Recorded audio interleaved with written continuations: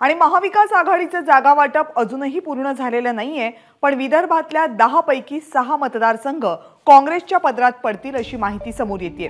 पूर्व विदर्भामधले 5 मतदारसंघ काँग्रेसकडे येण्याची दाट शक्यता आहे। यामध्ये राष्ट्रवादी काँग्रेसचा परंपरागत मतदारसंघ म्हणजे भंडारा गोंदिया आणि शिवसेनेचा परंपरागत मतदारसंघ म्हणजे नागपूरला लागून असलेला रामटेक हा सुद्धा काँग्रेस लढण्याची शक्यता आहे। तर वर्धा हा काँग्रेसचा मतदारसंघ राष्ट्रवादी काँग्रेस लढण्याची शक्यता आहे।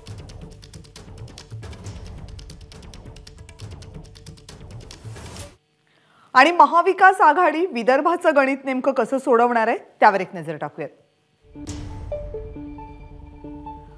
पूर्व विदर्भाचा भाग म्हणजे भंडारा गोंदिया चंद्रपूर यासारखे जे मतदारसंघ आहेत त्यामध्ये 6 मतदारसंघ येतात लोकसभेचे। यापैकी 5 मतदारसंघ हे काँग्रेस राखण्याची शक्यता आहे। विदर्भामध्ये काँग्रेसची ताकद बऱ्यापैकी आहे, त्यामुळे नागपूर, चंद्रपूर, गडचिरोली, भंडारा गोंदिया आणि रामटेक हे 5 मतदारसंघ आहेत जे काँग्रेस लढण्याची दाट शक्यता आहे।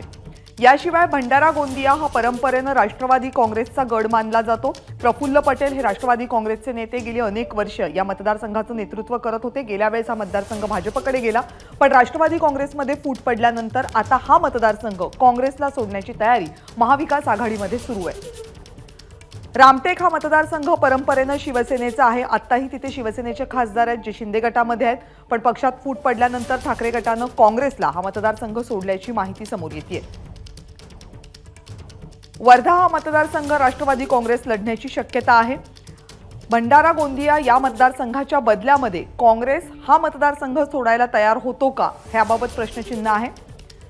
त्यानंतर पश्चिम विदर्भामध्ये 4 लोकसभा मतदारसंघ आहेत, त्याचंही जागा वाटप जवळपास निश्चित झाल्याचं मानलं जाते।